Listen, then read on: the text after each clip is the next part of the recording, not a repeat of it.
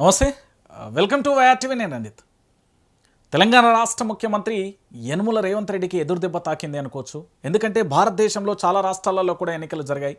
ఆ ఎన్నికలకు జరిగిన సందర్భాలలో ముఖ్యమంత్రి గారికి సంబంధించి స్పెషల్గా కేరళకు సంబంధించిన బాధ్యతలను అప్పగించే ప్రయత్నం చేశారు. దాంట్లో భాగంగా చాలా వరకు కూడా ప్రచారం చేయడం, తెలంగాణలో ఏవైతే హామీలు ఉన్నాయో వాటిని అక్కడ కూడా అమలు చేస్తామంటూ కూడా చెప్పడం, అప్పుడున్న ముఖ్యమంత్రి పినరన్ విజయ్కి సంబంధించి తీవ్ర స్థాయిలో విమర్శలు చేయడం, పరస్పరంగా అది ఏ మేరకు దారితీసిందో అందరికీ కూడా తెలిసిన విషయమే. అయితే ముఖ్యమంత్రి గారికి సంబంధించి ముఖ్యమంత్రి పీఠాన్ని కాపాడుతూ ఢిల్లీలో తనను రక్షణగా ఉన్న కేసీ వేణుగోపాల్కు సంబంధించి ముఖ్యమంత్రి కావాలని రేవంత్ రెడ్డి అహర్నిశలు కూడా పనిచేశారు. ఎందుకంటే కేరళ సీఎం ప్రస్తుతానికి సంబంధించి ఇక్కడ కనబడుతున్న సతీశన్కు సంబంధించి కేరళ కొత్త ముఖ్యమంత్రిగా కాంగ్రెస్ పార్టీ అనౌన్స్ చేసింది. అయితే ఈ స్థానంలో పూర్తి స్థాయిలో కూడా కేసీ వేణుగోపాల్ ఉండాలని బలంగా కూడా నమ్మిర్రు. ఆరాటపు కూడా పడ్డాడు రేవంత్ రెడ్డి. అయితే చాలా సందర్భాలలో కూడా ఇక్కడ ఒక ప్రముఖ ఛానల్ను కూడా అక్కడికి తీసుకెళ్లి విస్తరించడం, ప్రచారం చేయడం కూడా దాంట్లో సక్సెస్ అయిన పరిస్థితి కనబడుతుంది. సో అక్కడ కేసీ వేణుగోపాల్ ముఖ్యమంత్రి అయితే రేవంత్ రెడ్డికి సంబంధించిన సామ్రాజ్యాన్ని కేరళలో కూడా విస్తరించాలని తీవ్రమైన ప్రయత్నం అయితే చేశారు. అయితే కేసీ వేణుగోపాల్కు సంబంధించి తనను ముఖ్యమంత్రి చేస్తే అవసరమైతే మరో 1000 కోట్లు ఇవ్వమన్నా కూడా ఇచ్చే స్థితిలో ఉన్నారంటూ కూడా సోషల్ మీడియాలో ఒక వార్త అయితే చెక్కర్లు కొడుతుంది. అది నిజమెంత అబద్ధమెంత అనేది ముఖ్యమంత్రి గారే తెలియచేయాలి.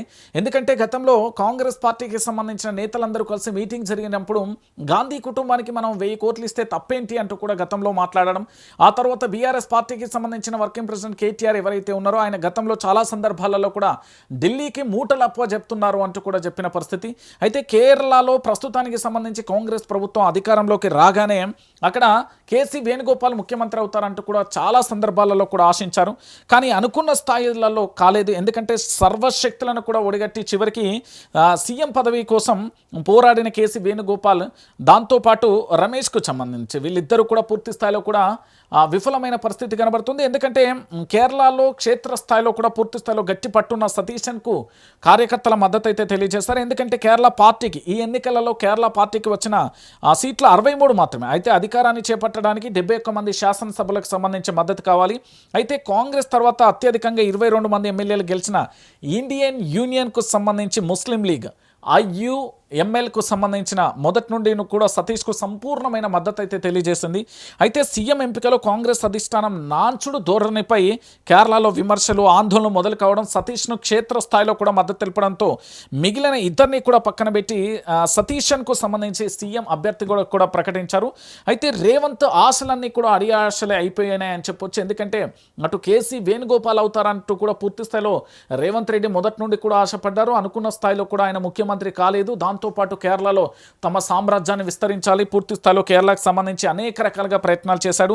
అయితే ఇక్కడ పూర్తి స్థాయిలో మనం చూసుకుంటే అంటే సతీశన్ను అసలు ముఖ్యమంత్రిగా కూడా ఎందుకు నియమించారు అంటే కూడా చూస్తే 2001 నుంచి 2020 వరకు పూర్తి స్థాయిలో కూడా కేరళ శాసనసభలో అంటే ప్రతిపక్ష నేతగా లీడర్ ఆఫ్ అపోజిషన్గా కూడా పనిచేశారు.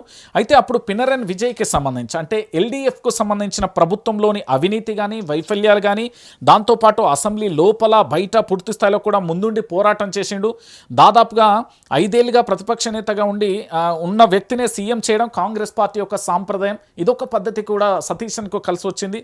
దాంతోపాటు 61 ఏళ్ళున్న సతీశన్కు సంబంధించి వృత్తిరీత్యా కూడా ఆయన అడ్వకేట్ లాయర్ కావడం, ఇటు ఎర్నాకుళం జిల్లాకు సంబంధించి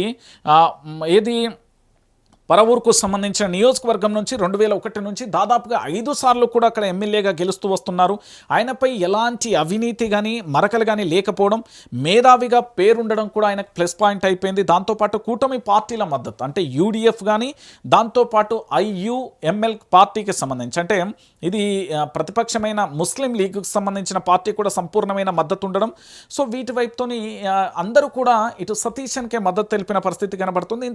దీంతోపాటు హైకమాండ్ అంతర్గత సమీకరణలు పార్టీలో ఉన్న తిరుగుబాటు రాకుండా ఉండడం కోసం ఏంటి అంటే ప్రజా సెంటిమెంట్ను గౌరవించాలనే ఉద్దేశం, గౌరవించక తప్పదంటూ కూడా ఇటు సోనియా గాంధీ, ప్రియాంక గాంధీ, రాహుల్ గాంధీ కూడా భావించారు. ఇక ఇలాంటి పరిస్థితులలో దిక్కు తోచని పరిస్థితులలో ఏంటి అంటే కేసీ వేణుగోపాల్కు సంబంధించి అంటే ఏఐసిసి బాధ్యతలుగా ఉండి అత్యంత రాహుల్ గాంధీకి నమ్మకస్తుడుగా ఉన్న ఏఐసిసికి సంబంధించిన వేణుగోపాల్ను ముఖ్యమంత్రిగా చేయాలని తెలంగాణ రాష్ట్ర ముఖ్యమంత్రి యనుమల రేవంత్ రెడ్డి పోరాటం చేసినప్పటికీ కూడా అది సఫలీకృతం కాలేదు.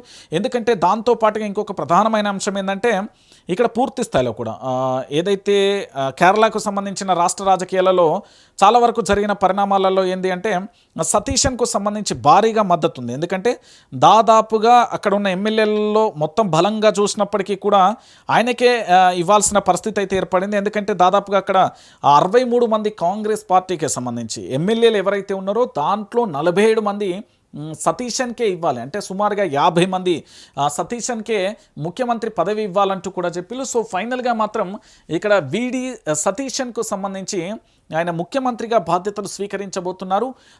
రేవంత్ రెడ్డి యొక్క పోరాటం వృధా అయిపోయింది, రేవంత్ రెడ్డికి సంబంధించిన ఆరాటం వృధా అయిపోయింది. రేవంత్ రెడ్డికి సంబంధించి తన కలల సామ్రాజ్యాన్ని కేరళలో కూడా విస్తరించాలి అనుకున్న దానికి బ్రేకులు పడిపోయినాయి. ఇప్పటికే తన అనుకూల మీడియాకు సంబంధించి అక్కడ బ్రాంచ్ ఓపెన్ చేయించడం, ప్రచారం చేయించడం కూడా జరిగింది. కానీ చివరికి కూడా తిరుగుబాట బట్టి మళ్ళీ ఏమీ చేయలేని నిస్సాయ స్థితిలో పడిపోయిన పరిస్థితి అయితే కనబడుతుంది. సో ఏఐసీసీ బాధ్యతలతోనే కేసీ వేణుగోపాల్ని అక్కడే ఉంచే ప్రయత్నం చేసిండు. ఎందుకంటే ఆయన ఎంపీగా కొనసాగుతున్నారు.